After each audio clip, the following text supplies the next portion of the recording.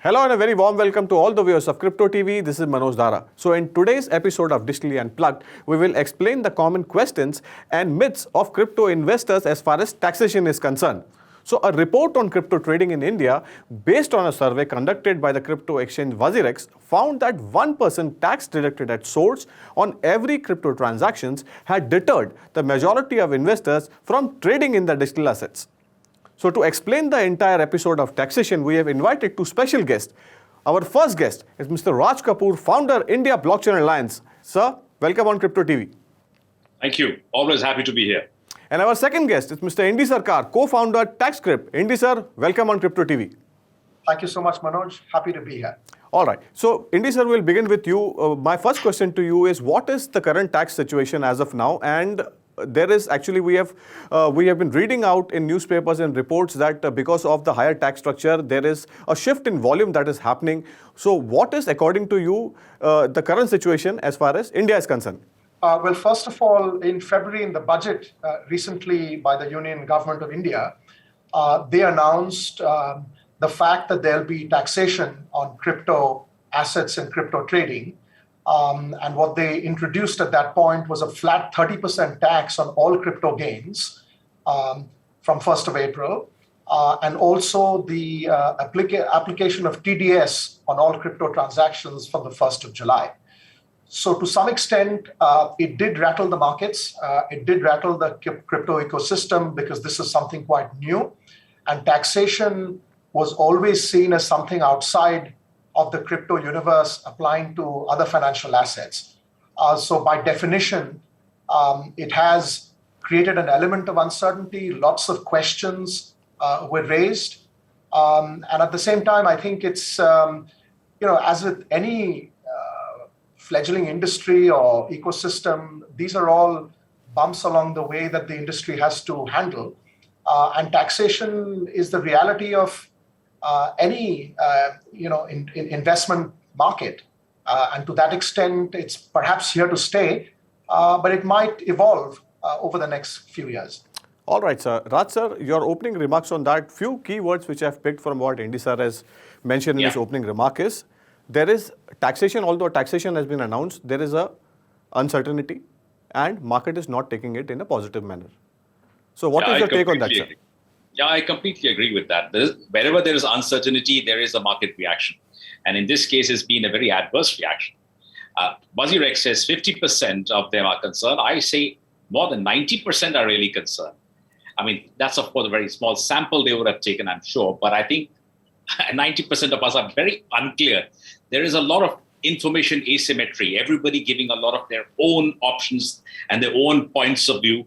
But I think what is really required is a very structured approach, and an approach where the common man, the retail investor, understands it very, very in simple layman terms. Let's not complicate the matter. Taxes are important, yes. However, clarity around them is even more important. The major concern, I think, still with a lot of people is because it cannot be offset against any other profits, etc. And that is causing ambiguity. Also, are the NFTs going to be taxed? Are other assets going to be taxed? Lots and lots of such questions are in this industry, and we need to address them. And we need professionals who are focused in this space to that. And I think INDY is doing a great job there. All right. So from this opening remarks from both the gentlemen, so what we have understood is there is a sense of ambiguity and there is a bit of confusion going on in the market. So let's discuss about this in detail and make our viewers aware of what are the current situation as far as taxation is concerned in India. So, INDY sir, my next question to you is, investors are confused if they need to file taxes on crypto for financial year ending 31st March, that is 2022. So, given the tax policy has only come this year, so what is your view and what kind of situation on ground level is there? If you can just explain this for our viewers, sir. This is a really important question, Manoj. A lot of people are under the belief system that the taxation rules merely apply from the 1st of April 2022. But in fact, the government wants crypto investors to file taxes for the previous financial year, which is for 31st March 2022, on the basis of prevailing tax norms. And many crypto investors that are getting prudent advice are filing on the basis of normal financial assets, based taxation. In other words, short-term and long-term gains. And to that extent, they're trying to ensure that there's no questions raised later or penalties applied later on. So if you're a crypto investor, and I've had a trading history over the financial year, March 2022, you're prudent to file and disclose your crypto activity and file taxes on the basis of short-term and long-term gains. So, all right. So, what's your view on this, sir? What is happening on ground reality, since you are associated with many projects and you work with a lot of blockchain projects, a lot of NFT projects as well? What is the sense you are getting from the market, Raj sir? Yeah, what I'm getting from the market is, do we really need to be in India when all the taxation is unclear, where there is such a lot of ambiguity, there is opacity, there is no clarity? Do we need to be in India? And unfortunately, the answer I'm getting from most of them are, I think we'll have our compliance and jurisdiction shifted outside India. I see that as an exodus of talent. I see that as an exodus of funds going out of the country. I see that as a lot of taxes which we could have collected nicely, maybe if we had just structured it a little better. It's all going out. The industry is not happy. Technology takes a beating. And as an industry voice, I can say one thing. Unanimously, all my partners, my alliances, all the companies we work with, all have one thing in common. The ambiguity is not good for the development of not only the technology, but for our economy as well. I see that. I'm seeing this as a brain drain 2.0. A lot of our companies are going to go outside and settle down. Not the best thing for India. So, Indy sir, that's a big statement coming from Mr. Raj Kapoor. He said that. So there is a bit of ambiguity as far as all his projects is concerned, and the entire ecosystem is asking for one thing, that is clarity. So, what kind of transactions are taxable?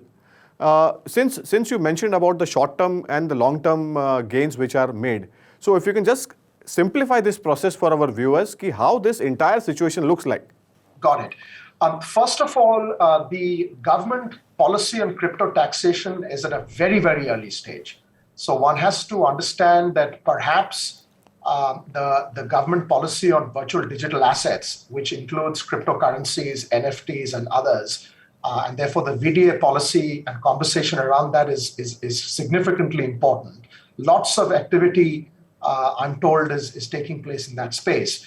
But going forward from 1st of April, what has essentially been read by the crypto investor community as a disincentive to the crypto industry is the fact that the 30% flat rule for taxation, without providing the necessary clarity around how it's actually going to be applied, has clearly caused some uncertainty. But the 30% tax rule applies to all crypto gains.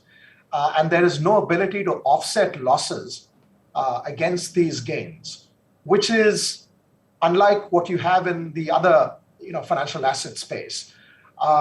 Now, what is also unclear, and I think that this is something that investors need to realize, is that there is also this myth that you only pay your taxes when you convert your cryptocurrency holdings to fiat currency or real money. In other words, you're converting it to INR in a normal bank account. That's also a flawed understanding of crypto taxation. Your taxes are due the minute you are trading crypto assets, either staying within Bitcoins and you've got gains in it, or converting one crypto asset to another crypto asset. These are all taxable events. And there are complexities around it. Not only is there complexity around the gains and capturing the 30%, but also now you have TDS. So you have to basically account for TDS. All right. So Raj sir, very quickly, you want to add anything to it? Oh, well, I would say, if I was to recommend something, I think you should cut the TDS down to 0.01%, instead of 1.0%. That would what I would suggest. That would be it'll have much more. So, but how will it make a difference? Because since it's 1% and volumes are down roughly around 90% on all the exchanges. Yeah. So what difference is going to make as far as TDS 1%? Is it customers are going to pay or the exchanges are going to bear this? See, if you reduce if 30% is already quite on the higher side, that's for sure. And you add another 1% on that, is obviously a lot of people will say the volumes will go down because a lot of people will say, I don't need to trade so many times. Okay, all right. So, Indy sir, how is crypto taxation different? Since you have mentioned in details, so how is crypto tax different and complex when you compare it with the traditional tax structure in India? If you can just explain that, sir. Yeah, the complexities are at quite a few levels. So one of the complexities is you could be trading Bitcoins and just locking gains on Bitcoins. That's a simple aspect of it. You could be also, selling your Bitcoins or trading your Bitcoin for a portion of it to buy Ethereum. So all of these are partial or rather, fungible transactions. And at every point, you could have multiple trades happening where the concept of first in, first out could apply to your holdings for tax purposes. So generally speaking, crypto investors are undertaking a lot of transactions. This is a very volatile market. So transactions tend to be quite aggressive in terms of frequency of trading. And therefore, every event of trade is a point of reference for taxation. Right. So you have to be able to capture these elements. And in the absence of technology and in the absence of a smart solution, this is what's caused a great deal of anguish to a crypto investor that's not necessarily fully aware of the tax implications. So great deal of anguish, that's a word coming in from Andy sir. It's a big statement, sir. So since you mentioned about a lot of companies that are moving away from India outside, so my next question to Raj sir is, in addition to around 24% of the respondents are contemplating shifting their traditional activities to international exchanges. That's what you have been already mentioned in this interaction as well. So owing to the higher taxation, that's the conclusion which we have drawn. The only country emerging as a big benefit from this shift is Dubai, Singapore, and United States of America. So we have been to Miami to cover the Bitcoin 2022 conference. So there was a lot of optimism around, when we had been there. So what's your take on that, sir? Optimism, when things are going good, then everybody's an optimist. And when things are going down, everybody's a naysayer. I think that's a wrong way of looking at approaching things. I think we should take the up and down all in our stride. That's one part. I think crypto is just one part of a bigger picture, that is blockchain. Blockchain is the ultimate winner out here. Crypto is a great use case, yes. And I think it's just a question of time before there is some sort of a bounce back. But I think I have a little question here, actually. And that is for Indy, actually. Sorry to digress a little, but it's still in my mind, and I wanted to speak it out today. Manoj, with your permission, I will ask. Yeah, Indy, please go ahead, sir. Please go ahead. So one of the questions, like Indy, is how is the stance for NRIs now, or people of Indian origin? Because how are they going to be taxed? Which is the country which will be responsible for the taxation? And which, if there's a persecution, which is the country which will be actually doing that? Can you answer this for me? It's been playing in my head for a long time. That's a great question, Raj. And I think that there are complexities on this which are yet to be fully understood and appreciated.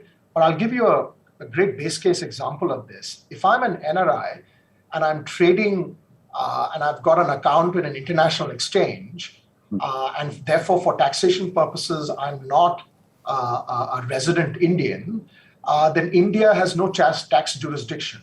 But again, these are things that will get far more clarified. And to that extent, I think the rules of regular financial assets, when you're buying equities or bonds for an NRI that is not based in India, would apply. In the case of an NRI that has a local, let's say, centralized exchange account with any of the exchanges that are registered in India and therefore seen as an India, account holder, again, there are FEMA rules that would apply if you're NRI. So is it an NRE account that's feeding the crypto account, and therefore is it a local bank account? Because NRIs are not, under the FEMA rules, you need to have separate bank accounts to be able to transact locally in India. So lots of considerations would come in. But the fact is, guys, I think the way I see this, and to that extent, I remain optimistic, is that for the first time, the government, with its taxation announcement on crypto, is de facto giving crypto some level of recognition. Fantastic. As an industry. while it's not officially recognized yet, if you read the official communication on it. But I do believe that this is albeit a baby step, but it's a step in the right direction, where the government is taking, a step to recognize the industry.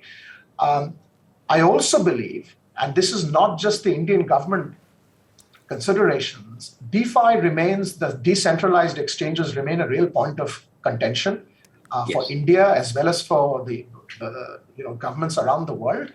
And I think to that extent, managing systemic risk and protecting investors from a public policy standpoint is going to be top of the agenda.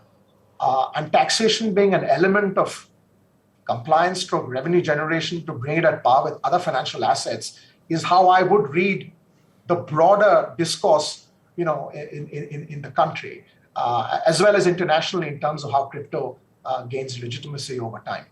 So Indy sir, you mentioned that protecting investors should be government's top agenda. My follow-up question to you is, what measures should government take to retain them? That's what is actually we are discussing about it.